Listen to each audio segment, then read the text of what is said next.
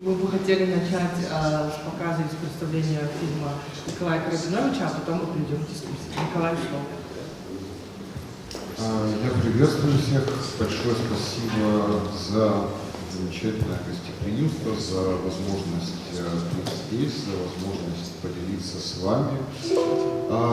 Мы сейчас увидим работу, которая называется «Что-то случилось этой весной». Это небольшое видео.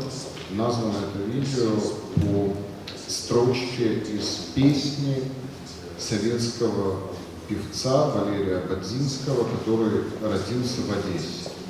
Что-то случилось этой весной, это замечательно, это песня о любви, но она стала названием этой работы ввиду того, что в фильме речь идет о событиях, произошедших 2 мая в Одессе, которые послужили некой отправной точкой для работы пропаганды, для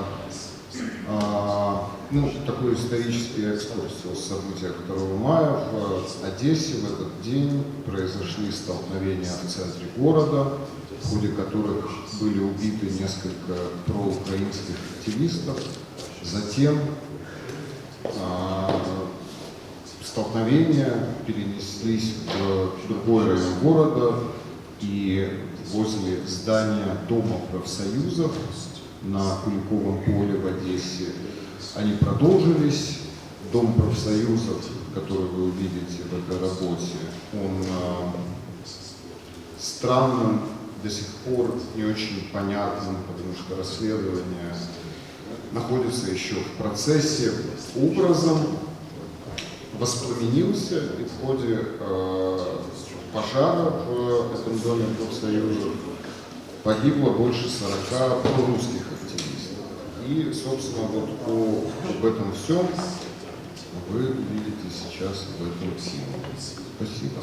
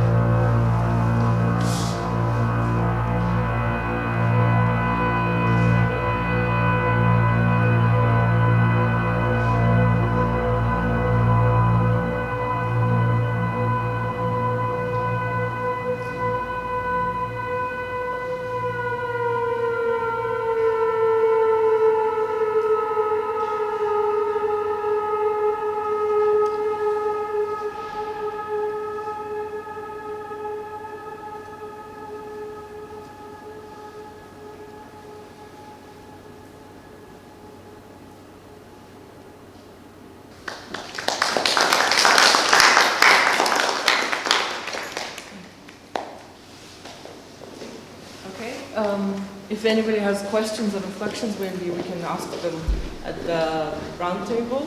It's not so much of a round table, but it's kind of like a concluding discussion that is open for everybody, but we try to, because we've been here for 3 days intensively discussing many different things about the nature of the post-Soviet, we wanted to invite some of the key figures to the table, even though we've been talking about, like, that it's all very horizontal, so anybody can stand up, and if you disagree with anything, or if you want to ask a question, we will have an open microphone as well for that. But we thought that it would be important to at least give a reflection. So for each one of our 5 speakers to give a reflection.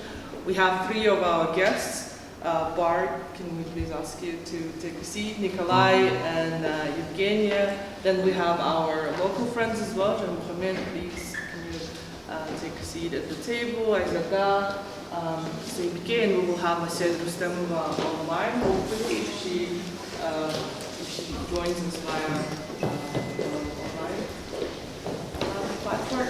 And then basically the point of our discussions in general for all of these days was how can we think beyond post-Soviet? Is it one post-Soviet? Is it multiple post-Soviets? What is this reality? How can we think about it? But also, along with that, we've been discussing the colonial culture. And as we said in the beginning of our meeting, what was important for us is through all of these discussions to think about how can our local context, post-Soviet in general, contribute to the bigger field of decolonial, decolonial option. Because we can't just always be borrowing from the experiences and practices of different people. We also need to contribute something back. So this is kind of like, this is not a conclusion. There is no point of thinking of any conclusion in this event that we organized.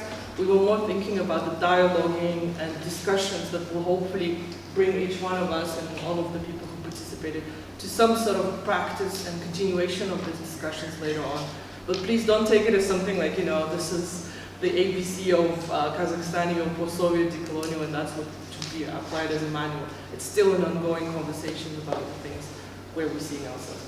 So if I can ask anybody to start in any order, если вы сможете представиться вначале, и, возможно, мы дадим первые 5 минут на какие-то начальные рефлексии, что значит быть постсоветским, как можно нам найти свой колониальный язык во всем этом разнообразии, и что вы можете предложить, возможно, более расширенному изучению данного вопроса.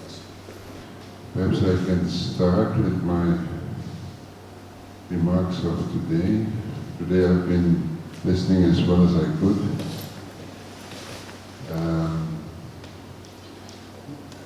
We were speaking about Kantar, which was particularly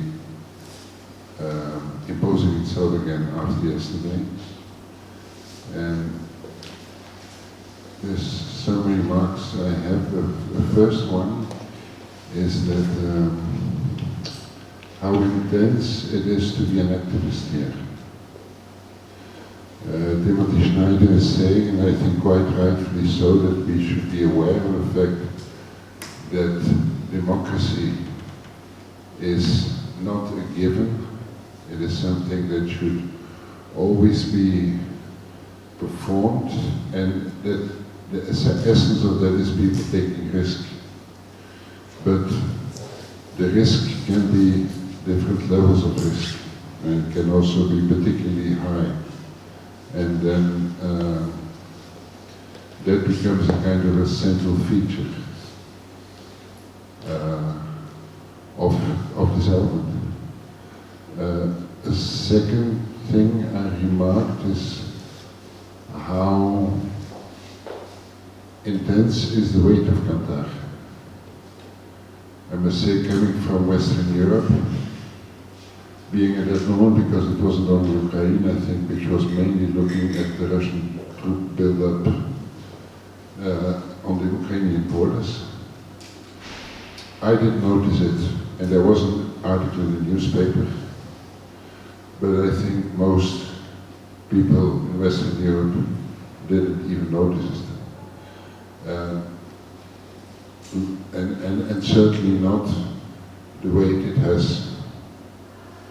And that's a bit a kind of, that gravitas is something that I had not expected, because the title of these days were like Beyond the Post-Soviet. And I think Kandar is very clearly articulated as post-Soviet.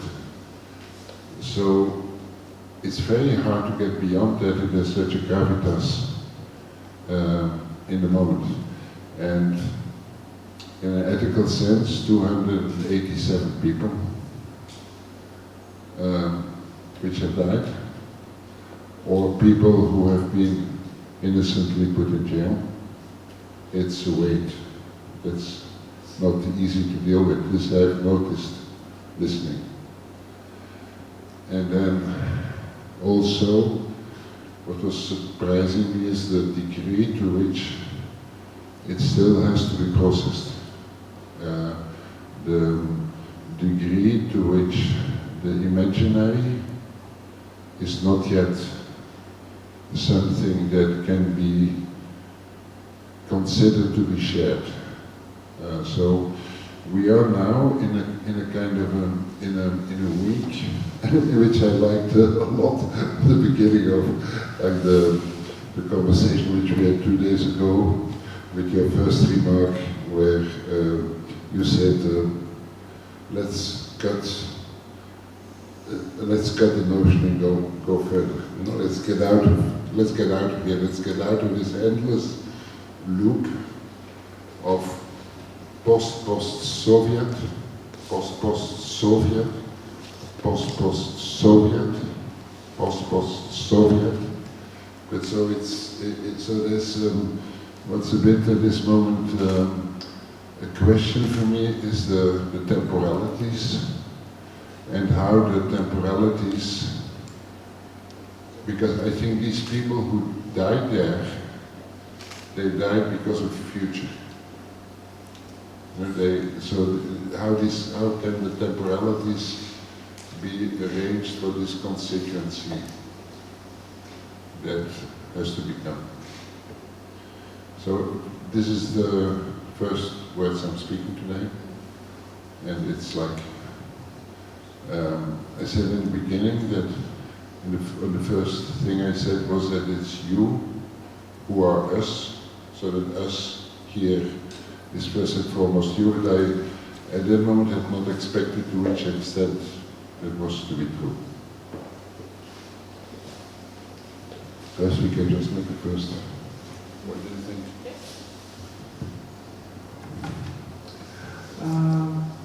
Should I present myself? I wasn't supposed to sit here.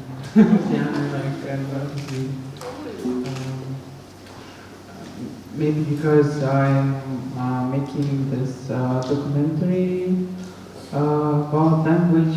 So this panel is about language, about the segregation, about Kazakh language, about language justice, about language activism, about the situation that we have in Kazakhstan right now, about language, because I see, and like we discussed this the whole day today, how all the protest groups are segregated, for example, and like how Kantar is actually mostly Kazakh speaking, and once some Polish journal was interviewing me about also Kantar or something like this about my film, I don't remember, and I was saying that actually our independence was the Kazakh speaking protest. It's obvious, like everybody knows. Yeah, talking about protests, talking about Kantar is like mostly Kazakh language, Kazakh speaking people. I am myself just learning Kazakh because my 3 generations before me were already here in Almaty in some kind of not really, but kind of close to nomenclature class as most of the Almaty citizens in previous generations. And yeah, I don't know. and that's how, unfortunately, I don't speak Kazakh, but I'm learning. I'm sorry, I cannot actually go from you to just pass it on, but I will just say what I want to say, and I wanted to say this.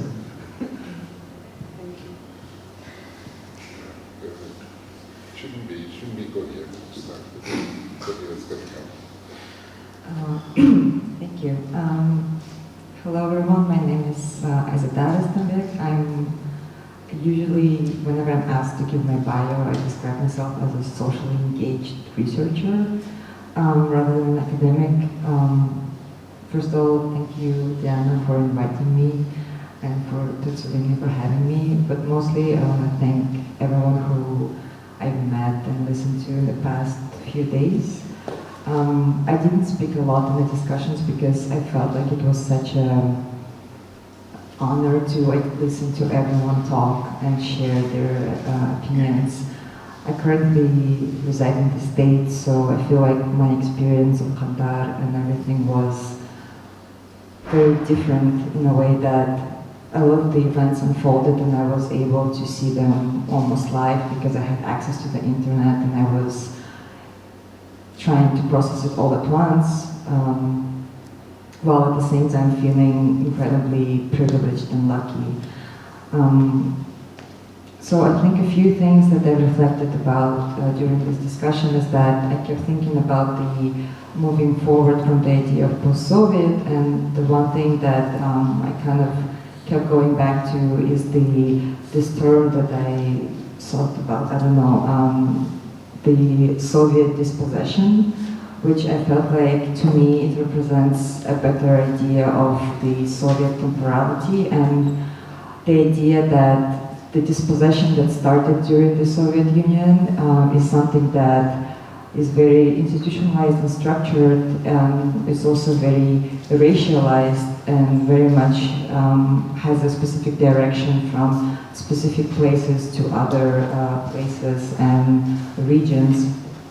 And I feel like if we talk about Soviet dispossession, we're able to see how it's something that does not necessarily have clear temporality, and also it's something that experienced by everyone to a different extent, because here we talk about Central Asia, which experienced things very differently from Eastern Europe, but then we also don't talk enough about North Asia and South Caucasus, so regions that are still part of Russian Federation, and for them the dispossession continues, and it takes a much harsher extent. It's dispossession of their bodies, of their lives. Here we're talking about also dispossession of our land, resources, emotions, etc. So for me, I thought about this idea of being dispossessed by the Soviet structures and thinking of the current regime we have in Kazakhstan as something that inherited those structures and continue to rule over and emphasize them in their own ways in the new century, reinforced by capitalism, reinforced by neoliberalism. And also today we talked a lot about the idea of events and how wrong it feels to call Qatar an event. That's something that has come and gone like just a short period of time. And that made me think about the idea of slow violence and the way we think of violence as something that is very active, and it's something that kind of like a spark, a fire that is very visible, but we don't think of the way that violence can be slow and the way it can take away from us, and the way that the violence that we're subjected to when it comes to dealing with Soviet structures, but also dealing with the current regime, and the way it continues to put us in a position when we have to crowdfund for healthcare in this country, when what we saw yesterday, when we had to cancel the second part of the day because of the court decision against innocent people involved in Qatar events. But we also have to think about many people who go to jail, who get imprisoned for being framed for different ideas. If they cross the paths of any of the power elites and other things, the way that the violence becomes so normalized in our lives. And I think maybe to counter the narrative of events, it's helpful to think of violence as not something very overt, but maybe something that is becoming rather mundane and normalized, that we have to deal with. And my final remark is about the language of decoloniality and the way we can continue talking and writing about that, is that I think it requires a great deal of exercising of care for the community, and also for me personally, I think it requires a lot of platforming of other people, platforming of people who may not have access to the same resources that, for example, those of us who are based in the West currently do, the networking that we possess, and to platform them and platform their knowledge and make sure that the knowledge we produce is not rooted in this violence.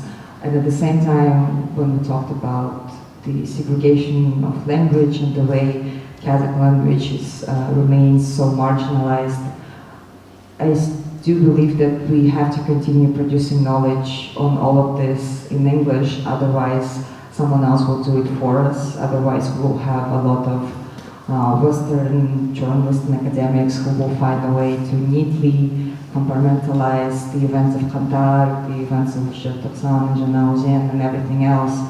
And I think for us we have to find a way to confront its messiness, the blurry narratives that we have, and make sure that we still produce knowledge even in English to put out our narratives and to contribute to this decolonization, which I think because Diana, you asked us like what would be our contribution to decoloniality, and I think just continuing working on this together with care and still sharing knowledge in English is something that could be one of the aspects of that. Thank you.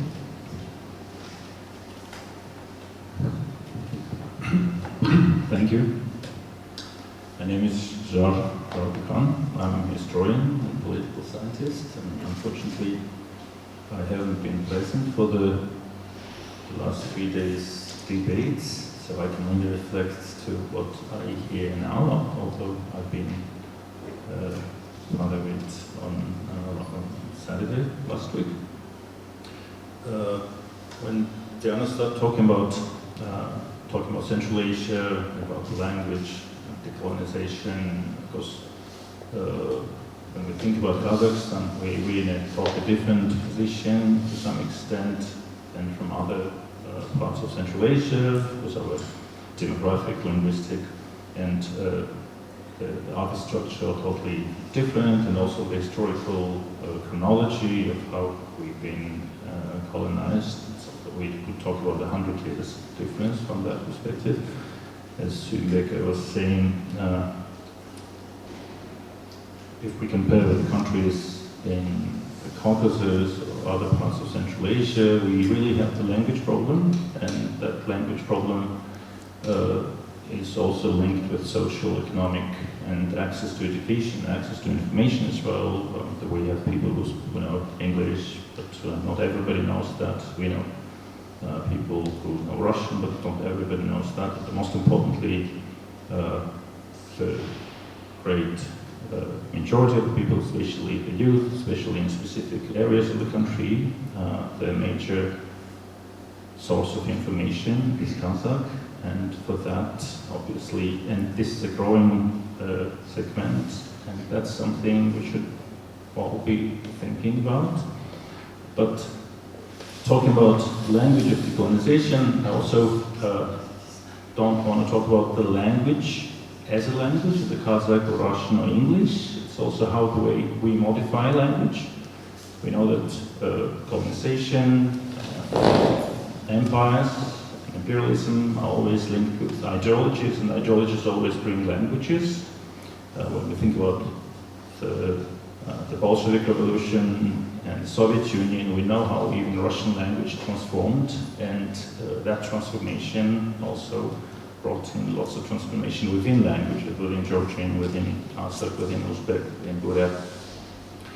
And when many people say that, okay, this is something, over time, the demography will change and we'll get to find the proper term for this and that, I disagree with that. I think we should consciously remove certain patterns we still have in our language we use, whether you use Russian or Kazakh or any other language. And so the idea is not only about using the language, it's about the way you use the language. For example, what happened after the Bolshevik Revolution, what happened after what is called the Atatürk Revolution, Kemalist Revolution in Turkey, that even within the same country, in the same city, in the same society, in order to remove the remainings of the ideological political pattern, they remove they modify the names, they try to get rid of certain names which, for example, in Turkish case, would designate religious status or aristocratic status and so on, creating new names. And that's what happened with our region, that happened with Kazakhstan, with all these renamings of places and so on. And in some way we do it, we continue doing it in post-Soviet period, the Soviet style. We like to rename cities in a very, very Soviet pattern, for example. We also keep on using words which obviously designate some kind of the Soviet past. So that's what we all should be consciously about. Just as an example, so I don't talk just from the blue. This is what I was also telling on Saturday, that we like to call our country our state republic, and for me it's a very wrong way of designating your own independent state as republic. Kazakhstan was called republic 50 years ago, and no self-respecting person calls themselves a republic. And for example, and we continue doing that. We see it in media, we see it on the speeches of politicians, and even from that just one specific word, that even we would talk about something like the Champion Republic, which has like no meaning at all in sports and other events. And so that's something which continue and carry on. The imperialist, the colonial past, this is something we should not be referring to. We shouldn't call our country a republic. We shouldn't say that in our republic, but then hundreds of other republics. You should use a specific word in Kazakhstan. No self-respecting person named their country republic. Nobody in Russia called themselves in our federation or in our federal republic. Nobody in Austria calls that in our republic. There's a specific name for the place, but we continue doing that, and that's valid for many other things. And so, in addition to big battle what Mikko was mentioning about the language and learning the language and making information more accessible, including English, we also should be more conscious in selecting what type of language we use. And so that's just one small thing which I would mention here. Thank you. Меня зовут Evheniia Moliar, я искусствоведка, приехала из Киева, и я не думала участвовать сейчас в этой дискуссии. После сегодняшнего дня, очень эмоционального, мне немножко тяжело собрать мысли, но я попробую. Я занимаюсь изучением украинского советского культурного наследия и современных художественных практик, которые работают с этим наследием. И для меня постсоветское это тот момент, когда для нас перестанет работать советское, когда советские нарративы уйдут из нашего информационного поля, так как это, но, к сожалению, это происходит здесь, и в Украине. И, как мне кажется, для преодоления вот этого советского наступления постсоветского очень важен момент принятия этого наследия как наследия нашего. Это было наше наследие, это было очень драматичным, колониальным, тоталитарным, но оно было нашим. И много десятилетий, например, если мы говорим о культурном наследии, много десятилетий художники, художницы работали в этой системе тоталитарного искусства, и даже в этих условиях они смогли создать свой уникальный стиль украинского советского искусства, казахского советского искусства, грузинского советского искусства. В каждом случае это уникальная школа. И сегодня, когда мы говорим о наследии 20 века, в первую очередь, как мне кажется, важно подчеркивать вот эти региональные феномены, потому что и понимать, в каких условиях приходилось этим людям работать и создавать эти уникальные феномены, которые нам сегодня очень важно принять и сохранить, и сделать из них наследие, то есть чтобы они не транслировали нам сегодняшнюю кремлевскую пропаганду, потому что идея сегодняшней империи – это реапроприировать эту пропаганду советскую и использовать ее для влияния здесь и сейчас. И это начинается в Украине на оккупированных территориях оккупанты восстанавливают памятники Ленина и ставят красные флаги вместе с флагами Российской Федерации. И это информационное влияние присутствует также в Казахстане. Я заметил особенно на тему Второй мировой войны, один из важнейших нарративов советской пропаганды и сегодня пропаганды кремлевской. Несколько лет назад в Узбекистане возобновили празднование Дня Победы, который не праздновался несколько десятилетий во времена Кадикова. Теперь его начали праздновать. То есть вот это вот понимание этих влияний и принятие этого наследия как тоже нашего, которое было создано украинскими, казахскими художниками в этот период на территории Украины или на территории Казахстана, и работа с этим наследием как со своим, вот это, как мне кажется, один из поступов в сторону постсоветского. И то же самое можно сказать о языке, который очень особенно болезненная тема русского языка, в Украине особенно болезненная тема, не говорить языком оккупанта, но при этом это язык, который десятилетиями был навязан, но он на протяжении этих десятилетий уже обосновал, уже стал языком этой страны, этой территории. То, что сегодня большинство людей, почти половина людей, которые воюют в Украине с русской армией, они говорят по-русски. И это как бы тоже есть одним из доказательств того, что это как бы наш язык, и мы имеем абсолютное право его использовать.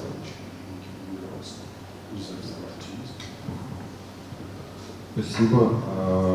Меня зовут Николай Карабиновych, я художник, занимаюсь исследованием прошлого. И вот прямо сейчас, в этот конкретный момент, я понимаю, насколько это очень сложно делать определенный выбор. И каждый выбор, он является политическим. И вот этот выбор языка, например, на котором я говорю конкретно сейчас, он может неверно быть как-то интерпретирован и истолкован, но под этим скрывается прошлое, под основанием этого выбора. Это прошлое, и это даже какие-то практические составляющие. Если мы говорим о постсоветском, это включает разговоры о советском, естественно, тоже. И первое соприкосновение, вот первое, что возможно, наверное, стоит отметить, это что у большинства, практически у всех людей вот моего поколения, это постсоветское хранится дома в виде свидетельства о рождении, которое выдано органам Советского Союза, людей, которые родились до 1991 года. Этот документ является вот этим олицетворением постсоветского. Это продолжается еще во многих разных вещах, в совершенно разных деталях и нюансах. Например, тоже я могу делиться вот какими-то историями, каким-то личным опытом.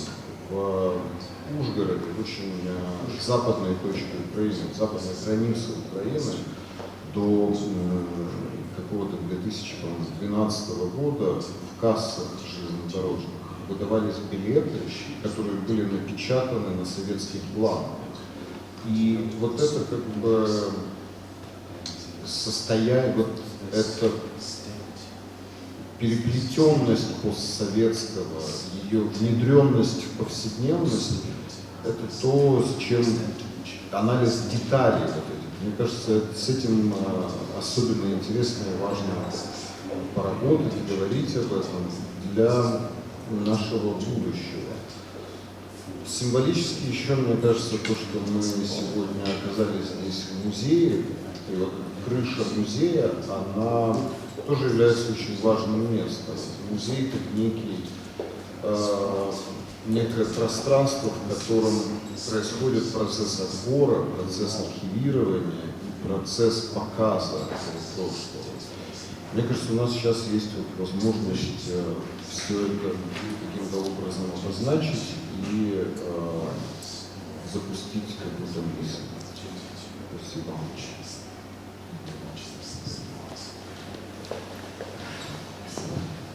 Давайте мы сделаем небольшой, я задам несколько вопросов нашим гостям, а потом мы откроем, потом мы откроем дискуссию для всех. И, то есть, открытый микрофон, вы можете поделиться своим мнением о постсоветском, возможно, кто-то не согласен, нам должны от него отказаться, возможно, кто-то думает, что в этом есть свое какое-то, то есть, важность, или, может, мы будем от него отказываться фрагментарно, от каких-то вещей, откажемся сейчас, а какие-то сохраним. Потому что мы об этом говорили все 4 дня наших мероприятий, мы говорили о том, что для нас олицетворяет постсоветский переход, мы приносили какие-то объекты и обсуждали, как они откликаются у разных людей. И получилось так, что несмотря на то, что мы с разных регионов, с разных стран, у нас у всех были практически похожие предметы, похожие отношения к ним. Поэтому хотелось бы тоже услышать от нашей более широкой публики. Но сейчас хотелось бы задать несколько вопросов по, мы уже обсудили, в принципе, мы коснулись темы языка, мы коснулись темы вообще понимания этого. Но во время наших дискуссий было так интересно, потому что кажется, что постсоветское не используется как слово в повседневности, как концепт, но оно используется в таких неуловимых каких-то вещах. Видео, которое показывал Николай, мне кажется, хотя, может быть, многие из нас не были в Одессе, но все из нас были в похожем зале такого же здания, где-то просто в любой точке наших стран, например. Да? Это не всегда могут быть центральные города, но мы все точно понимаем, откуда эти стулья, откуда эта обивка, даже краска на стенах. Да? Мы тоже вспоминали, что краски подъездов в советское время все были одного и того же цвета голубого, который никто никак не понимал, откуда вообще это пришло и зачем это нужно, но мы все как бы можем возвращаться в одни и те же подъезды. Но при всем при этом, когда мы говорим об этом, мы редко используем в своей повседневной речи слово «постсоветский». И к моему ужасу я поняла, что, скорее всего, мы чаще всего пишем это, когда мы обращаемся извне нашего контекста к диалогу с более, как я всегда сказала, в англоязычном поле. И какую бы книгу или статью не взять в академическом и популярном смысле, она всегда начинается с позиции либо Советский Союз распался в 1991 году, хотя он не распался для стран, которые до сих пор являются заложниками и колониями России в данный момент. Я говорю о Бурятии, Саха, Туве и Калмыкии и других регионах. и страны, которые хотели бы получить независимость. Для них Советский Союз не закончился, он не развалился так, как он развалился для нас. Или эти строчки начинаются с того, что в такой-то бывшей советской или постсоветской стране произошло то-то, то-то. И как бы вот это вот предисловие, оно становится самим каким-то бичом для нас, как будто мы не можем отделиться от этого какого-то чувства, что нам всегда нужно себя поставить на карту для более глобальной аудитории, но почему-то на этой карте, где уже никогда не будет и не было, и больше нет, больше 30 лет советского, мы почему-то сами накладываем этот ярлык постсоветского. И к своему ужасу я нашла это даже в своем недавнем пропозале, которому 8 месяцев, мне было очень стыдно, я его просто выкинула в корзину. Но хотелось бы поговорить об этом, почему, когда мы говорим об этом у себя, мы не произносим это вслух, но как только мы идем извне, мы все равно произносим постсоветский. Кто хочет ответить? Просто еще до ты это сейчас сказала, я хотела сказать, что вчера, когда вот этот был суд над Кириллом и Каласом, письмом и еще двумя, там после этого всего, когда был митинг, выступали разные люди, были такие уран, типа лозунги, разные, да, ну, то есть, конечно, там все время мы про свободу, чтобы стандарт, там, пожалуйста, нам освободите их скорее, и вот все, что за ужас, там, типа, ну, по стандарту, в основном, Эдельсот, самые основные, да, вот. Но потом еще в конце была речь, предшествовала такому урану речь, а потом был такой уран, такая ракета, что типа шалки, но теперь как бы уже такая ракета. И если говорить о постсовет, вот именно сейчас, обычно я тоже не люблю это слово, я не использую его, потому что, да, я согласна, это всегда, когда ты только там с кем-то, кто не здесь, да, разговариваешь и говоришь постсовет. Но вчера, когда я присоединилась к этой группе, я сказала тоже «такая ракета», я кричала тоже «такая ракета», я подумала, что я готова. То есть я должна была себя спросить, готова ли я сейчас, потому что, как обычно это бывает, когда кричат, там есть люди, которые с одной стороны, и они кричат, есть люди с другой стороны, которые это снимают. И я была сначала с этой стороны, где мы снимали, вот, мы тоже снимали, и потом я просто специально, демонстративно, и чтобы я тоже была в камеру свою, снимала, вот, я перешла на сторону кричащих, и я прямо как бы согласилась с собой, что я готова сейчас сказать такая ракета, вот, и для себя, и для всех, кто это услышит. Вот, потому что для меня сейчас уже пост, я уже готова отказаться, я уже принимаю, что на самом деле нам он не нужен, и мне кажется, пост-совет, когда что-то переходит в пост, когда ты уже готов к чему-то новому. Ты готова просто так, да. I want to use a key word. Perhaps it's, if we want to get out of this space, perhaps it's important to make differentiations. I think this is too important a situation to deconstruct. I think it should be about differentiating. And I think there is one important differentiation which I'm very often surprised that especially the cultural sector doesn't make, is you have the regime, you have the state, and you have society. And I think if we would succeed in radically differentiating them, we might get further on the path, because if we continue to integrate them, then you always get, because you can have a specific critique on a regime, you can have, which is urgent, which is a priority, which is the first thing to do now, certainly of yesterday. You can have specific ideas about how you would want your state to be organized, which is a factual discussion. But I think for both of these two, in a certain way, what you need is first a vision on where you collectively want to go to. And that's society. So if we would succeed in differentiating in order to allow ourselves to be active in each of the three of them without circling, we might use the P word when it's appropriate, but not lapse back into it all the time. That's something I was thinking of. I actually, in person, whenever I lived abroad, I never used post-Soviet to explain people where I'm from. I usually explain it to them saying like, Kazakhstan is, if you look on the map, like Russia and China, you'll see Kazakhstan up there. I never said post-Soviet. And then I only started to use post-Soviet on paper when I was writing. And the reason I started doing that is because when I was reading all this post-colonial theory, I was reading like very inspiring texts by this like post-colonial feminists from South Asia, and then decolonial feminists from Latin America, and they like there's this one text by Chipandra Mohanty, and she lists country by country the countries and regions she considers to be post-colonial.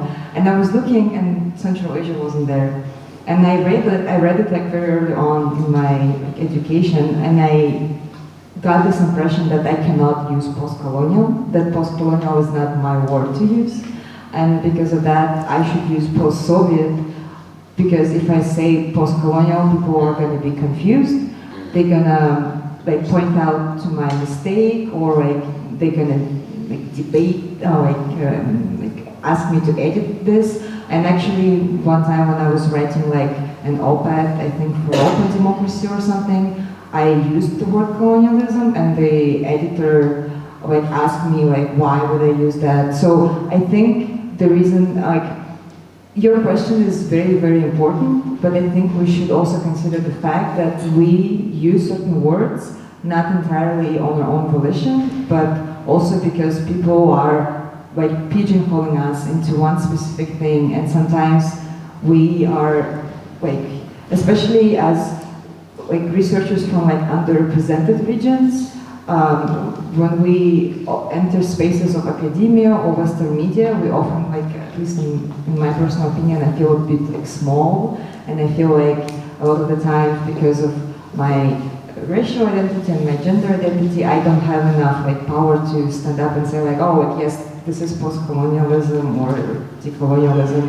So I think the use of post-Soviet that we tend to use when speaking outside of the region is mostly because in the discourse of colonialism, we have been excluded even by people who are so inspiring and so like icons of post-colonial thought and feminism. And it's like our kind of reaction maybe to it, that we also need to unlearn, and we also need to, like, it's sad that the burden of education is always on the ones who are like suffering from it, but I guess we also need to engage in education with other decolonial and post-colonial communities on why they should include us or think of us when they talk about those things.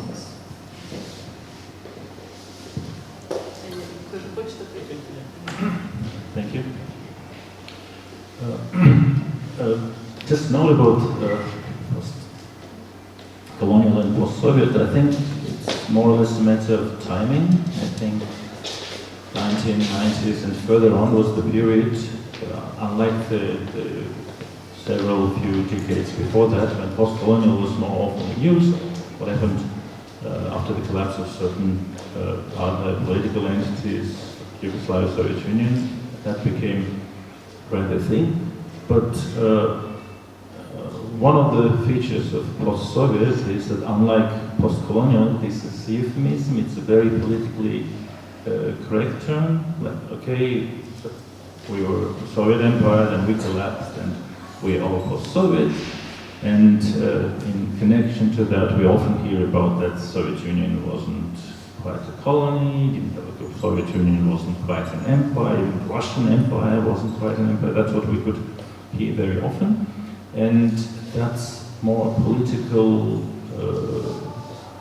terminology which was brought in the interstate agreements, and that fits everybody, including modern-day Russia, because nobody is colonial or colonized at that. So that's something also we could, I think we should also be conscious and not very often use these euphemisms like post-Soviet, for example, whenever appropriate, of course.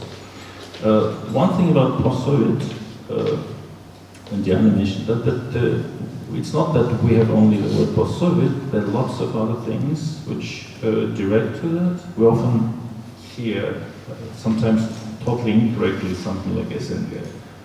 Лучший футболист СНГ is somebody. And when you say that way, Georgia is not part of the СНГ, CIS, right? So it's also kind of a mentality of when people say post-Soviet, they somehow also think this is СНГ. And so that designation, I don't know what is СНГ now, but even a few years ago, when without Ukraine, Georgia, lots of other countries, there are lots of other words which replace that. СНГ, for example, is one of them, and former Soviet Union, and so post-Soviet. These are the many words which are part of that, and we continue using that. But more importantly, it's not that we use the word. We don't have to use the word. But there are lots of structures which continue. When you would look at this designation of the museum, I bet like 40 years ago, when instead of Republic Kazakhstan, it was KZSR, and so, but the way the museum is named, it didn't change much. But also, if you would go to the university, it's the same. And instead of Kazgu, it became Kaznu, and so on. So many things continue like this. Many practices continue like this. We continue with what is called the заслуженный артист, заслуженный master sport. Lots of other things which continue in our lives. So without going into post-Soviet, we continue doing that. And very often, I don't know, I think that in 21st century, something like заслуженный артист, like who decides why? It's like a weird thing. Nobody needs to be заслуженный артист, for example. Why? Заслуженный master sport, and so on. So many things continue, and that even when we would not use that, when we put the proper designation of the newly independent states and the way we designate now, many things continue, structures, administrative units, academic units, many things continue like this. If you are in academia, you also know that when you write a dissertation, there is a dissertation code, which is this from the Soviet, like Отечественная история 001 or something like this. So that even when we don't ourselves former Soviet republics, when we don't name something post-Soviet or CIS and so on, it continues in many other levels. And I think we should be conscious of that, and we should, I think, try to avoid that. And when we refer to colonization, we should call it colonization. Whenever we call it post-colonial, colonial regimes, administration, and so on, we should be calling that. But still, now, like when you would read about certain history, there is the like infestations or invasion of the Mongol, нашествие Monголов still continues. Присоединение Kazakhstana к России, for example, annexation, but on the other side you have some like infestation, invasion, these things continue, and that's a clear Soviet ideological terminologies, or some of them at least Soviet, but we continue using it. So even if we avoid post-Soviet, post-Soviet exists, this mention of the Soviet structures exists at many other levels, which doesn't make our life, our understanding, our spreading of information better.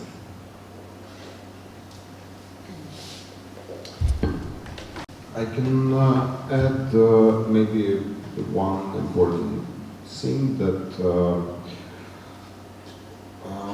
we have to remember that the Soviet ideology wasn't the free choice of the society, so the Soviet ideology, it was, and we are dealing with the post-Soviet, and it's also not the free choice. And another like experience from the Western bureaucracy.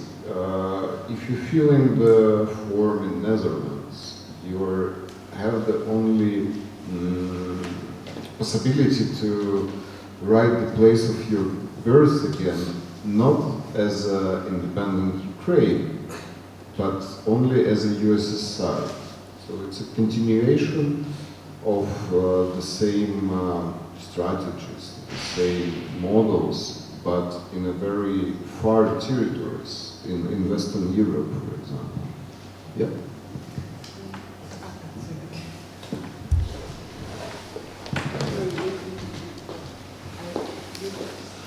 I was say something after Prague, but no, I guess it's knows. Like to make this conversation more natural. No, like I was just I wanted to mention that like everyone knows like this artwork like that is I don't remember like the name, but it was like art language like English. It's one of the like most popular, like most famous artworks. Like that, like this is the art language English. Saying that like for like an artist to make descriptions of the works and like synopsises and everything. Like now you need to use English, right? And just because like designation or something, yeah, like it's very important for you to like know the rules, how to like be in like art world, for example, and that's how I guess we are talking about like this exact topics right now. And why? Because like art world and art scene is very influenced by academic world, and that's how like Tselinnyyu This also makes their programs, and yeah. I just wanted to add one thing, why I think it's important to get to the, like, as the title of this discussion has been, Beyond Post-Soviet, is that I think it's important to remember that separating post-Soviet from colonialism has been a very useful discursive tool for Western left, which I have a lot of beef with Western leftists.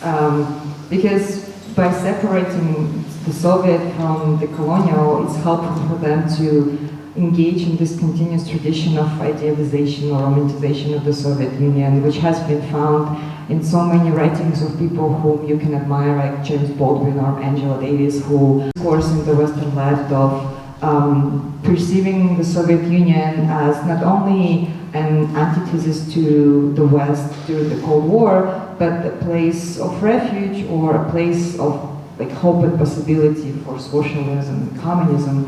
And by saying post-Soviet, it erases the idea that colonialism is embedded in wasn't embedded in Soviet Union and continues to exist in the space that used to be Soviet Union. And the violence and danger of this has come to the forefront since the start, the escalation of the Russian invasion of Ukraine, because so many Western leftists have been questioning whether or not they should support Ukraine. They have been questioning whether the conflict is less black and white, as the media like tries to sell to them. So this like often like lack of solidarity that a lot of people have been pointing out among the progressive communities of democracies in liberal countries is could be partly a result of this continuous tradition of obscuring the colonial nature of Soviet Union and just saying post-Soviet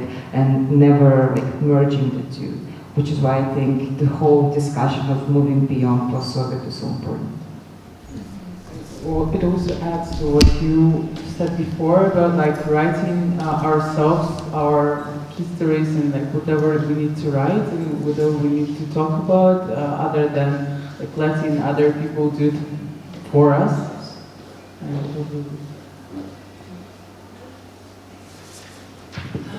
И теперь мы хотим открыть свободный микрофон для аудитории. Если кто-то хочет не согласиться или сказать свое мнение, или задать вопрос любому из спикеров, пожалуйста, подходите, я вам дам микрофон, можете представиться, сказать, что вы думаете, можете задать вопрос любому из наших спикеров или высказать свое мнение. Не знаю, как это сделать. Обычно свободный микрофон стоит, но... У нас только есть наша встреча. Окей. Или вы даже можете подставить стул и принять участие в дискуссии тоже, если хотите. Ну, то есть как-то... Пусть он проводит.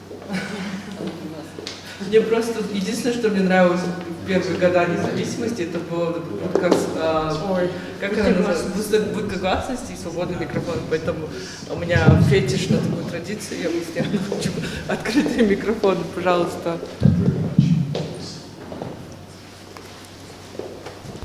Listening to all the speakers, I was making a point mainly about like how we call ourselves, our region, and the use of language. Because primary, for me, like one of the most important things that I was learning about like in decolonial discourse was like the use of language as the most important tool to form a culture overall, like initially.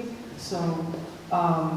In thinking about how we name our state, how we name our languages, even how we implement these names in different institutions, it's like sometimes we overlook that. So when I was listening to speakers, I was like, oh wait, that's right. Like why do we have all of this? Even like all of these like Soviet names transform like. They moved to Kazakh language that originally never had those like Soviet ideas. So it's kind of like crazy to me. And then also I have experience like studying in the States. So when I describe where I'm from is also like a big dilemma for me inside. I'm like deciding on my like on the person I'm talking to. I'm like, okay, are you my classmate? Are you my professor? Are you someone who can, I don't know, make different assumptions? I have to consciously always choose my words, which I wish I could forget how to do and just proudly say, I'm from Kazakhstan and that's it, kind of. So these were just my thoughts about this question. I can, So I would like to say from my perspective about how we name and call something. If we talk about 20th century, cultural heritage of 20th century, for me it's very important every time emphasize it clarifies the definition, because it's a Ukrainian Soviet cultural heritage, and this is two components very especially important, because we should understand that it's Soviet period when artists, for example, they couldn't avoid political order and couldn't avoid to do propagandistic art, but it was a Ukrainian artist and it was in the territory of Ukraine. So the first we emphasize is Ukrainian, and the second part is the Soviet cultural heritage. And also, if we talk about Ukrainian Soviet history, it's not a history of Soviet period, and it's not it wasn't an art of Soviet period, because it wasn't a period, but content it was Soviet also. So, yeah. Вопросы можно задавать или говорить на любом языке. Казахстана, Беларусь, So you can ask questions in which language you prefer. You can ask questions in Russian, in Kazakh, in English.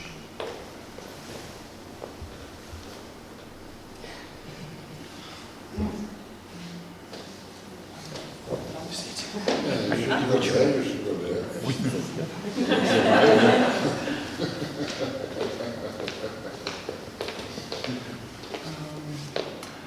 кажется, насчет предыдущего комментария, мне кажется, что чтобы нам гордо и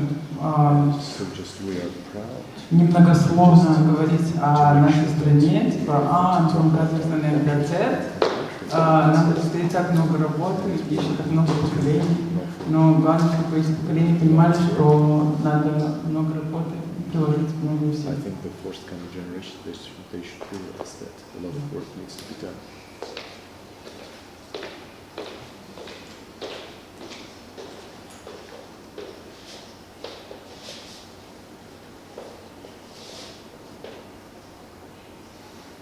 Maybe have questions, general reflections, or anything to share?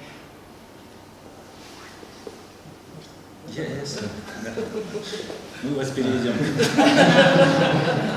I work as an interpreter today, and first and foremost, I'm fascinated with languages. I like learning many languages, including European languages. And speaking of post-Soviet realm, it's so interesting to me. On one hand, I realized that there is this urge, there is this desire to seek a new beginning. So in almost every post-Soviet states, people in Azerbaijan, they are so proud for who they are. People, especially in Caucasus, they, even under the Soviet Union era, they all maintain their cultural and linguistic identity.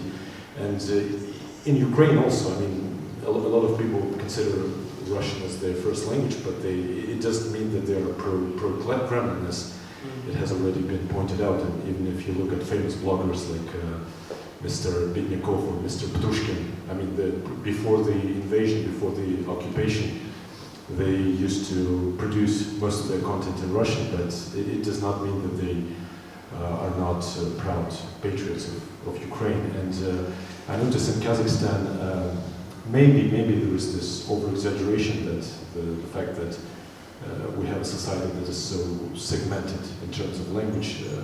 From my experience, whenever you find yourself, especially if it's a club based on common interests, like chess players, okay, we can have someone who grew up in Almaty speaking Russian, and then there can be another person from, I don't know, Turkestan. And I have never seen, well, maybe I'm wearing the rose lenses, but from my experience, I have never encountered an ugly conflict based on the linguistic identity in Kazakhstan. So I think it's just the evolutionary process, and as the next generations grow up, I think the bilingualism or even trilingualism, including English, would be the norm. And maybe like 5-6 generations ahead, obviously the national language will become a more important role. So I think it's just my wish that it's an evolutionary process, and language, for the most part, is just a tool for communication, and not necessarily a political instrument. Yes. Thank you. That was very, very nice and optimistic. I'm also a great fan of evolution, but I know evolution sometimes needs a little kick. But reflecting on the same thing, we all know that in 10-20 years, the share of people who would speak fluently Kazakh would be much, much more, so we would be facing different realities. But in the meantime, of course, we live in a different society which evolves over time. Sometimes I present something or write something, sometimes in English, sometimes in Russian, sometimes Kazakh, but sometimes in Russian, and I very often get also being criticized, like, why you talk about decolonization, and you say it and you present it in Russian, we all know that you know Kazakh, and so on. But that's also an important aspect, and I always say that. Like, for example, I always spoke Kazakh with my mom. I never spoke any other language than Kazakh with my mom. I'm an old person, so for almost half a century, I only speak Kazakh with my mom and with my relatives who speak Kazakh. But sometimes I think that the message we should, at this point, should be delivered about being conscious, about the process, about decolonization, more importantly, should be delivered with those who speak, read in Russian. Like the many theorists also said that the language was doing the impact, the undoing should be done in the same language. Because I always say, my also Kazakh-speaking friends, you know, you speak Kazakh, you read Kazakh news, you're in Kazakh forums, you don't need to be brought in these ideas, but there are people who also receive information in other languages and other sources in Russian. They sometimes need to be delivered, addressed, discussed in Kazakh, because we cannot wait until they learn Kazakh for 5 years. Let's do it in Kazakh, so we'll be done with Kazakh-speaking people. In the meantime, in 5 years, all Russian-speaking Kazakhs, all the people in the country will learn Kazakh, and we deliver that. It doesn't go like this. So we should be doing it in all 3 languages at the same time, including English, of course, because we need to fight not only with some radical leftists, whom we admired a lot before the war, but suddenly they became a very, very weird people, basically. So we should be doing it in all different languages in an evolving way, as you mentioned, but do it consciously. And so I also agree that the most important thing is to deliver the message, and also, of course, create possibilities and sources in Kazakh, because we will have more and more people whose primary, sometimes only language would be Kazakh, and they should not be deprived of opportunities, of options. And so if we want to have a conscious, happy society, they should get the information the way they want, but we should create equal information opportunities. Could you still expand a bit on what you said earlier on, was that we should also be aware of the structures that are still inside languages? I was telling earlier, in order to, after the Bolshevik Revolution, in order to remove the existing structure of the society, they removed all the titles, whatever would designate religious or aristocratic, regional, whatever, sometimes professional, creating rather neutral, gender social neutral, what is called the comrade. Similar things should be done, and we still continue, like in Kazakh, there is a word, chinovnik, which is chinovnik, and this word is the word I get angry the most, because if we are, there are lots of words equivalent of that word, when we had it in Khanets, we had it in the religious and other things. So the word state official, we use the Kazachified Russian word, and I think that why we need that word. I understand, like, for other things, for platform, for cable, and so on, but that word should exist in Kazakh, and there are lots of equivalents of that word. People who lived here, our ancestors, they were collecting taxes throughout Eurasia.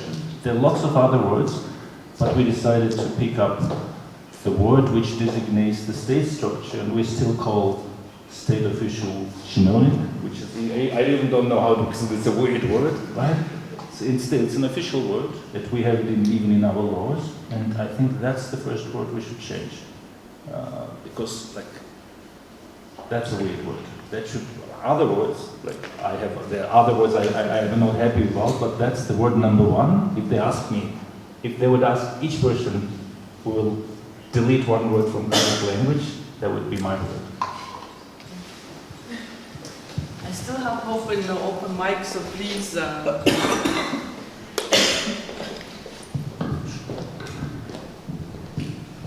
I guess from the whole conversation that was going here, there were 2 branches of the post-Soviet that were articulated, right? So one side is kind of referring to it as an experience of the Sovietness, right? And that's kind of both the obscurity of it, but also how it becomes as a generative term somewhere like in academia or in a geopolitical language. But also post-Soviet as a set of certain conditions that we still have to put a perspective on, such as language, identity, the bureaucratic terminology, right? So all of those are, first of all, are still not resolved fully, right? And if we, like in Ukraine, we can say that some questions, they just cannot outlive the war, right? The end of the war, right? So, but in the Central Asia, it's still the question, or it's still the perspective on how the final kind of, you know, the stone on this kind of post-Soviet legacy, whatever you call it, is not resolved yet, right? So this is one side of it, and I guess the question that was in my head throughout these days, it's what it means for all the countries in between, right? So for all of us who share that both the claim of the post-Soviet, right, and what that reference would be in the future, right? How in what kind of spatial imagination, but also like cultural imagination it can transform, and how you see it transforming.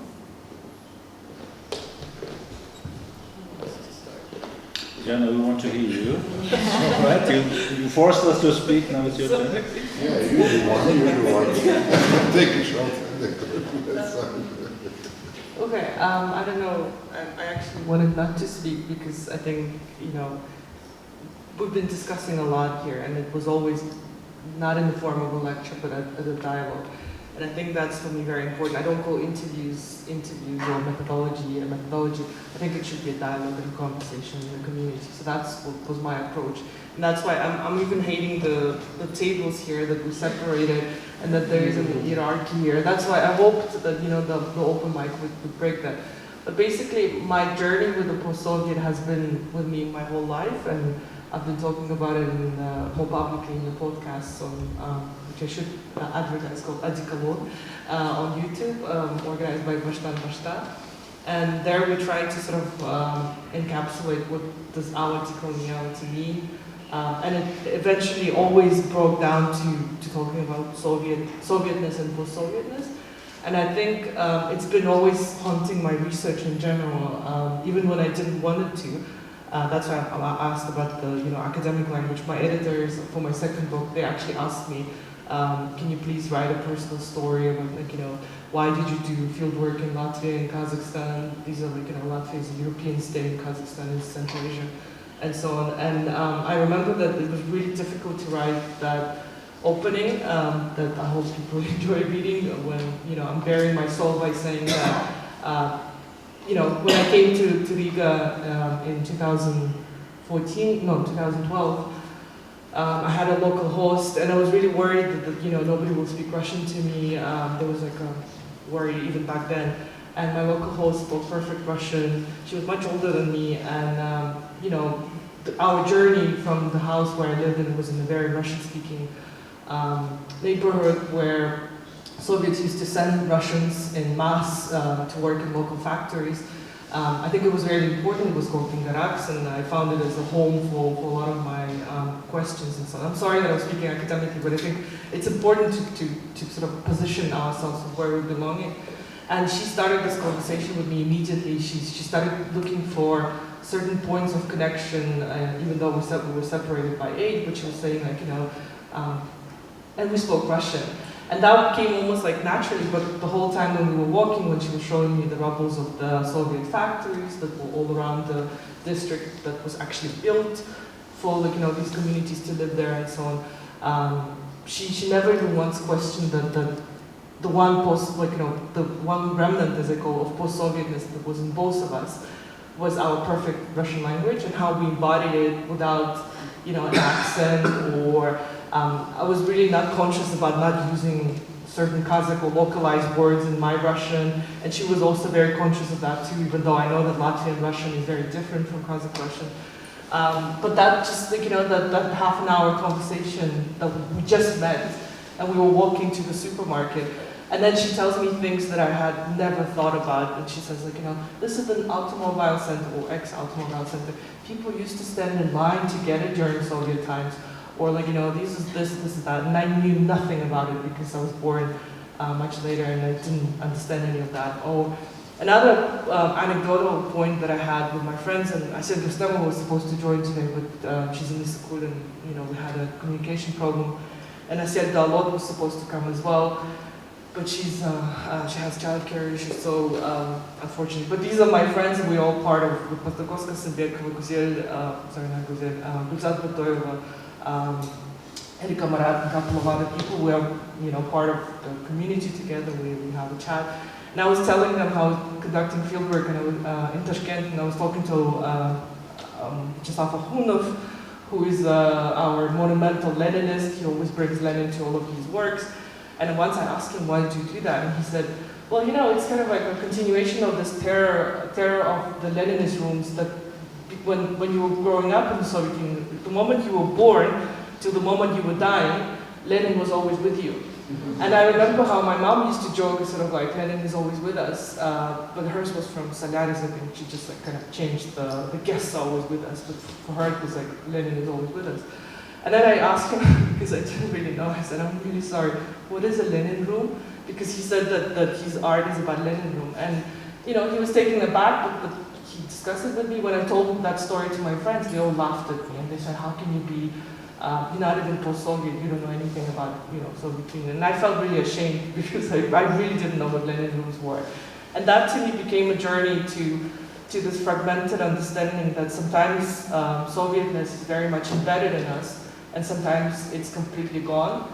And then I also had these questions of sort of like, what if the people who came to Kazakhstan or to any other places after Soviet Union collapsed? I'm thinking of Kandas, the repatriants who speak mainly Kazakh, come from all sorts of places, but the majority of them come from Mongolia, China, Turkmenistan, where I also used to live, but I think they mesh more deeply to our society. But particularly people who come from, for example, Mongolia or even Germany, they have no sense of what is post-Soviet and how do we translate it back to them. So my absence of knowledge of what a Lenin room was is not as bad as, or is not as deep as, somebody who has never experienced this reality and to whom, even what you just said about the Republic and so on, we don't even see it. And I think that's the type of I don't know where I'm getting there, but I don't know where I'm going, but it's the type of this fragmentation and ruptures that I'm really intrigued about. It's sort of, we can be both simultaneously Soviet, post-Soviet, and never Soviet at the same time. We can have certain memories of, I never liked Moscow, but I know people in Soviet time who adored it for some reason and who thought that it was the center of everything. And I felt, every time I go to, or every time I went to Moscow, I felt so hostile. I always felt racialized, and that was perhaps one of the places where I felt racialized the most. Even though Soviet Union didn't have the racial understanding, but they definitely had something else that they invented.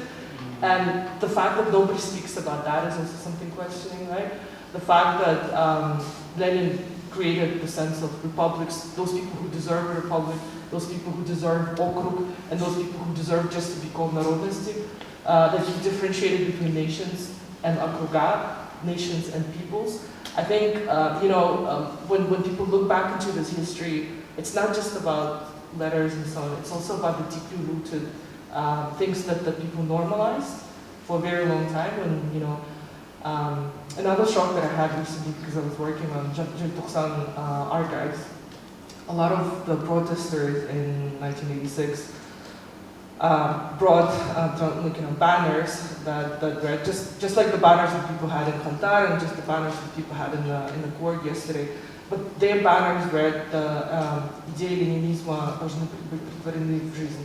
That Lenin's ideas were great, and then it said каждому народу своего вождя, and there are actually archival photos that represent that, and a lot of eyewitnesses reports that talk about it. And some people brought Lenin's portraits to the square, and to me that was a very strange thing to write about, because I know that it's a very tragic part of this history that is hidden from us, that has been burned down in the KGB headquarters just months after it happened, where the dead bodies were hidden away, where the blood was washed out deep in the night, when people from the nearby buildings could still see it, when the militia and violence was all over the city. But those people who came, the peaceful protesters, believed in the Leninist ideas.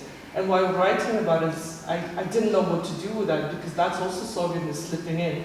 That's also something scary and like a monster that is always within, but you have to write about it because that's part of the history. And to me, post-Sovietness is this kind of like I don't know, Zoya called it a cancer that we can live with. For me, it's more of an alien that somehow, you know, uses your body and uses your mind and uses your country as a host and makes you somehow believe that it's normal to live like that, up until you get these nightmares that you know, something alien is living in you. But somehow, you know, all those people try to kind of like normalize it by saying, пломбировал вкусный, or equality was always there, or, you know, газировка за 5 копеек, all those things that my host in Riga used to say, like, you know, yeah, it was bad, but now it's worse. That's what she said at the end of our conversation. Or the fact that she only spoke about how she learned Russian only 2 months after we were living together. And then she said, well, you know, it wasn't by choice, but I had to learn it. And the fact that even if I go back to, if I go back to that year, I don't think I told her it was like colonial policy, but she never used that language. And I think this normalization of an alien who lives in your house, an alien who lives with you, and for some of us, that alien becomes part of ourselves as well. You know, I don't know. I don't think it's something to be condemned or something to be sad about. Each person has to make that choice for themselves. What do they do with that alien? But learning and growing up in the post-Soviet, I always knew that I didn't like that word, and I always knew that, you know, I don't want to be post-Soviet. I don't know. But how do we kill this beast? How do we get rid of this alien? I don't remember. I haven't seen the movie for a very long time. But do they get rid of it in their bodies? Of course, you know. It comes back, it kills them. Oh, great.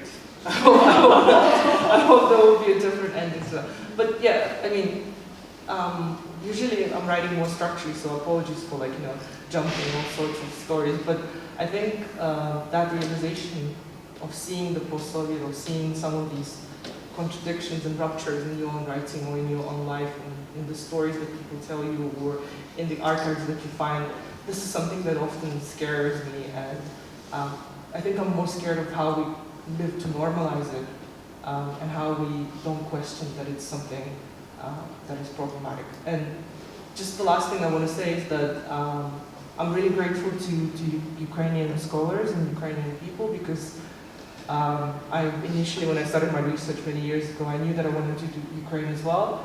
And I was really lucky to be part of the Holodomor study groups with a lot of colleagues from Ukraine, from US, from Seriyay and other people as well. And just that realization, you know, I think it was 2011, 2012, I brought this back to my family. I was on my phone, and back then, nobody really, not many people spoke about іс-шаралар in Kazakhstan, and my mom started telling stories on both sides of the family of people who died. And I think it really, I think that's why I value conversations and dialogues, because it brings out some of the darkest things that people don't want to really talk about, and it reflects that they can also be released of that trauma. And when I came back to the table, when we were discussing it with Ukrainian colleagues, and I told that story, and then my mom told me, 5 minutes later, everybody was crying, and it felt like we all shared the same pain. It just, you know, it just needed the release and an important trigger to be talked about. That's why I think, I hope people won't criticize us for, like, you know, a little bit of an unstructured or non-lecture-based discussions, because I do believe that there's some importance of healing through sharing and reflecting.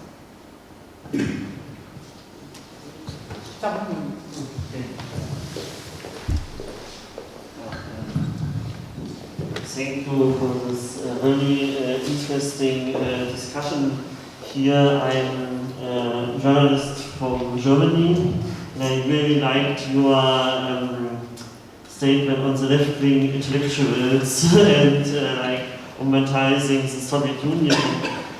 Well, Germany, of course, had a very special, because of history, very special relation to the Soviet Union.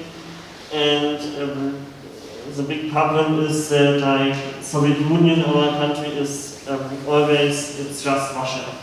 So it's like the Russians liberated us from fascism and so on and so on.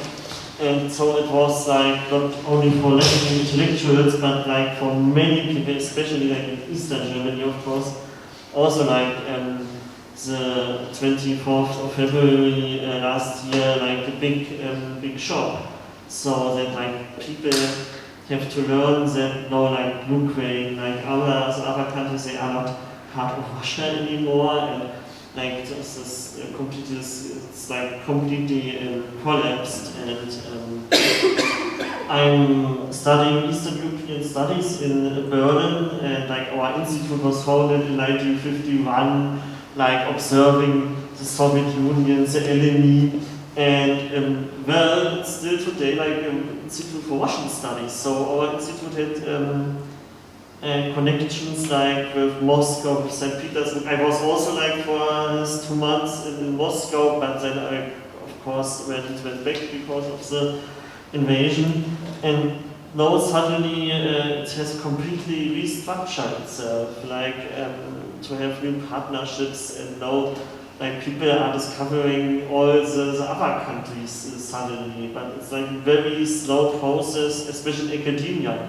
That like if you want to go to academia in Eastern European history, you have to write a dissertation about Russia and not like Ukraine or Kazakhstan. And so now it's changed slowly, but well, at least it changes.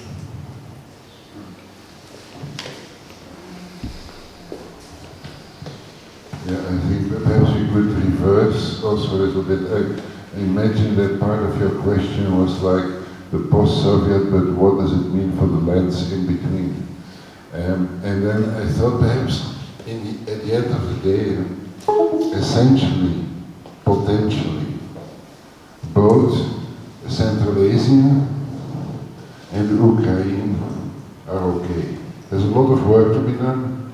There's some fundamental things still to be resolved, but they may have a future. But I think most work and most impossible to think work has perhaps to be done for the borderlands in between those two. And that is something that we have a hard way to think, because we have so much to do in the spaces we engage for. But perhaps that is factually the case. You know, it's to be continued.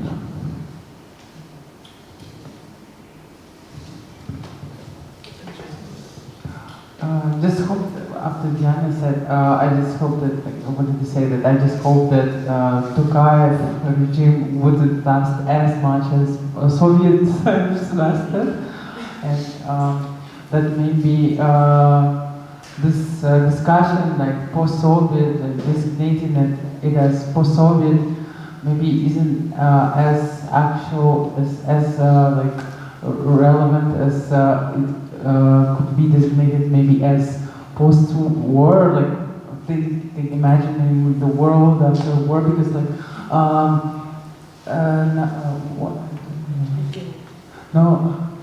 Nikolay's work I really liked. The first day after the war, in what is that? Crimea? Yeah. And I would like to imagine how we're jumping into this positive, world where the war is over, and what we're doing, because for example, like not post-war, but like this kind of war situation right now looks like in Kazakhstan, maybe like an Almaty. Right now it's that, like, for example, 19-year-olds, like students, one, like a boy from Russia who's like escaping like his duty. To like escape his duty, he migrates to Almaty, meeting like a girl from Ukraine who is also escaping the war. And they fall in love. It's like real life story. people like who are my neighbors. Yeah, and like they meet in Kazakhstan. Imagine. Yeah, this kind of I don't know scenarios of I don't know Ukrainian, Kazakhstan, and a very conscious Russia that decides to take off that weight of like Putin and all the bad things that it has.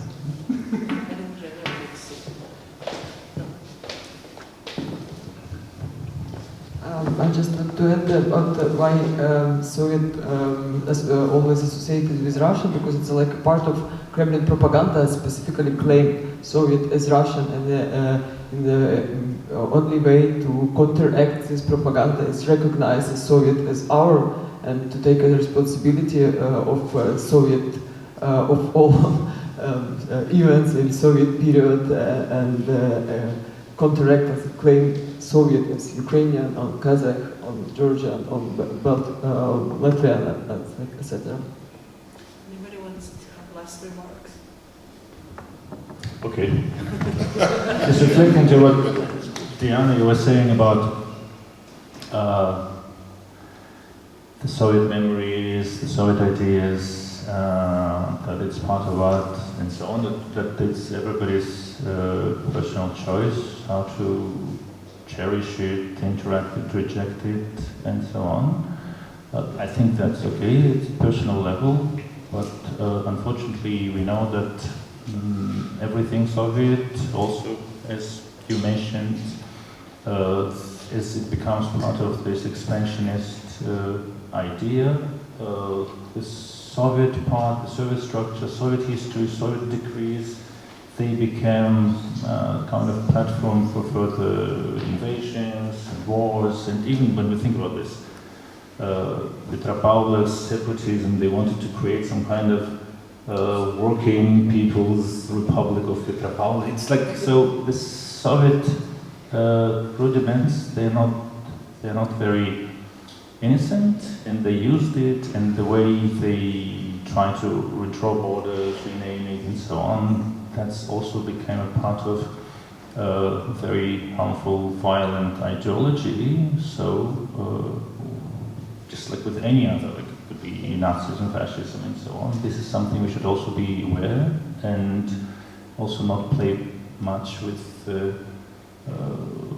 kind of the nostalgic perceptions, because it could be used as a tool for very, very harmful movements. And it's not just a theoretical thing. We, in the middle of the war, when thousands and thousands of people die every month for the ideas which employ these tools and Soviet past and Soviet symbols and so on.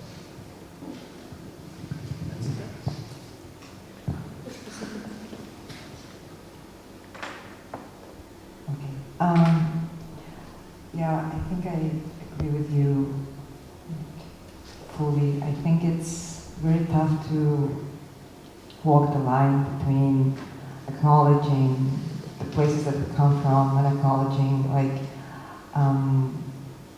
my favorite grandma, like I had two, one of them was my favorite, and she was very much a Soviet person. She was working at this local administration in a very, very small town, like a small village that no longer exists, next to Kokshetau in North Kazakhstan. And she worked there her whole life, and she lived and died a Soviet person, and I still love her very much. And talking about this and wanting to recognize the systemic violence of the Soviet Union, and also the danger of romanticizing it, the danger of saying post-Soviet without acknowledging the colonial in it, does not separate the fact that I have people who I love dearly, who love Soviet Union dearly, who dedicate their whole life to it. And I think it's like what also you were saying when you were talking about your own experiences. And yes, like personal persists and there is space for it, but then I think it's important to recognize, yes, like systemic things and like real life implications of the way that this violence, especially the way it manifests today and the way that certain narratives can be co-opted. But I think it's true for a lot of things. Even when we talk about decolonization, it's currently being co-opted by many people in favor of very specific version of nationalism that is very exclusionary in terms of gender and in terms of sexuality, and it's very traditional and conservative. So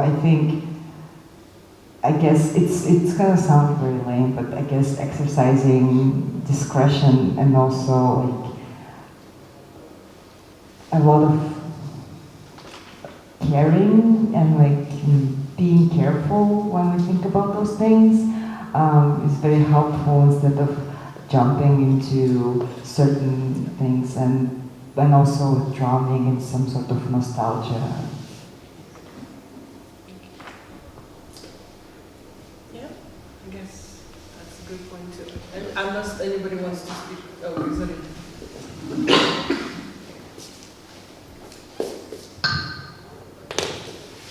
I apologize, my English has been lost over the last 2 years. I've been here, so I might be shifting to Russian. I'm sorry I made some work for you, but I think I'm more shifting now into Kazakh language, so my brain somehow doesn't work with the 3 languages, apparently. Also I speak 6, so yeah, да, я хочу сказать, огромное спасибо за организацию этого семинара, Диане Т.Құдайбергенной, на самом деле, да, Bart. Это были потрясающие дни, на самом деле, и очень психотерапевтичные для меня тоже, и для нас всех, где мы могли высказаться в таком безопасном пространстве, и даже наша публичная дискуссия сегодня, она хоть и завершающая, но на самом деле, может быть, и участники очень мало говорят об этом, потому что мы на самом деле очень устали, в том плане, что эмоционально мы не очень многие вещи обсудили, очень болезненные, тяжелые. Да, я, наверное, буду смотреть на тех, кого не было здесь, что следит. Да, для меня никогда не было вопросом, что Советский Союз был империей, и империей наследницей Российской империи. Для меня не было никогда это никогда не было вопросом для меня. И через изучение, но мне нужно было как ученому, как социальному антропологу это доказать. То есть я не могу просто голословно говорить. И мне пришлось, ну в смысле, я занималась темой, почему в той маленькой деревне, которую я исследую, оказались казахи, принадлежащие разным группам, которых я определила, ну не только я определила, а собственно они были рождены в Монголии, в Китае, но каким-то образом и в Казахстане. И каким-то образом они оказались все сейчас живущими в этой маленькой деревне. И мне надо было как бы показать, почему вообще такое существует, почему вообще существует этническая репатриация. Это немножко такое, как бы с моей стороны, наверное, с моей темы дополнение к общему, потому что когда мы говорим о деколонизации, да, когда мы говорим о колониальности, конечно, каждый специалист в своей сфере, будь то журналист, художник, ученый разной степени, мы все как бы добавляем свои моменты. Вот. И чтобы показать, ну вы понимаете, да, почему эти люди появились, и почему они говорят, ну то есть почему появились группы этнические, вообще почему мы говорим об этнических группах, почему мы говорим о репатриации, и почему местные, то есть казахи, казахстанцы, у которых есть советское прошлое, относятся каким-то особым образом к казахам, таким же казахам, у которых прошлое, вернее, у которых рождение связано с другой страной. И то есть их прошлое, их история каким-то образом связана с другой страной. Вот. И как бы dismantling this, пытаясь развязать понятие этого, я писала 2 года назад статью, и вот сейчас я слушаю Диану, слушаю дискуссию, я почему-то подумала, что на самом деле я поменяла свое мнение немножко, наверное. Я писала, почему у нас, то есть этнических репатриантов у нас называют оралман, то есть возвращенец, И она имела такую негативную коннотацию, как тот, который вернулся, бросил нас в советское время, то есть как бы, когда там, 1930-е годы, 1916 годы, когда началась российская колонизация, насильственная милитаризация, в общем-то, революция, всему свету не буду пересказывать, но понятно, что очень много казахов ушло в Китай, в Монголию и так далее, в разные страны, поэтому у нас огромная диаспора казахов по всему миру. И для меня было, да, и, то есть сейчас даже, когда они возвращаются, последние 30 лет, во время независимости, к ним относятся очень так, как те потомки богатых богачей, которые нас бросили, а мы здесь для несчастных строили коммунизм. Но как бы слово коммунизм уже ушло, потому что Советский Союз распался, но осталась негативная коннотация, что вы нас бросили, и те потомки тех баев вообще нас оставили в грязи, а мы тут вот молодцы. Вот. И это даже воспроизводится с детьми и молодыми людьми, то есть даже теми, которые не родились в Советском Союзе. И я проводила интервью с казахами из Монголии, из Китая в основном. Как раз они говорили, что они подвергались огромному буллингу, потому что они не говорили по-русски, и они являются потомками тех самых, которые их бросили. И это же воспроизводится не только в школе, а если в школе воспроизводится, значит они это слышат и принимают как данность. Вот. И как бы через это, ну, вы знаете, что в 2021 году президент Тукаев решил поменять название Уралма на Кандас, что означает не возвращение, а сокровище, да? Вот. И как бы, чтобы избавиться от этой негативной коннотации, хотя Уралман звучал как бы промежуточный термин, и вот я думаю, очень много западных ученых в то время говорили, что это неправильно, зачем надо менять термин, и было очень много дискуссий на самом деле в Казахстане, в казахоязычном поле в основном, но не в русскоязычном поле, потому что я не видела дискуссий. Мои западные коллеги, конечно, на самом деле, зачем переводить, зачем вообще создавать новый термин. Уралман — это правильный термин, который означает возвращение, смотреть, все, прямой перевод. Но имплемент на самом деле, сори, что так грубо говорю, на самом деле они не знают, почему это было проведено, даже если они будут исследовать, что на самом деле это чувствительно, это превратился в обидный термин, это превратился в обидное слово, которое обзывает целую группу людей, и на самом деле тень накладывает именно на вообще казахов, этнос казах, то есть неважно, какой они приехали или не приехали, или жили здесь. И я как раз тогда высказала, что мне на самом деле нравится, что перевели, потому что ну, это мое личное было. И потом я пыталась понять, почему мне это нравится, что это перевели. Вообще, да, это как бы красиво, может быть, за политикой переименования, как бы, президент пытался, или государство пыталось как бы, за двумя зайцами, посидеть на стуле, как бы, погладить по голове репатрианта, сказать, ну, типа, ну, что ж там, не переживайте, мы вам поменяем имя, и в то же время как в Китае показать, но это же наши сокровники, вы там сильно их не снижаете, да? Вот. Но на самом деле, я думаю, да, я уже забыла, почему я полюбила свой вот, ну, в общем, как бы, есть вот, я уверена, что каждый исследователь с разной стороны может рассказать эти моменты. Я была почему-то и...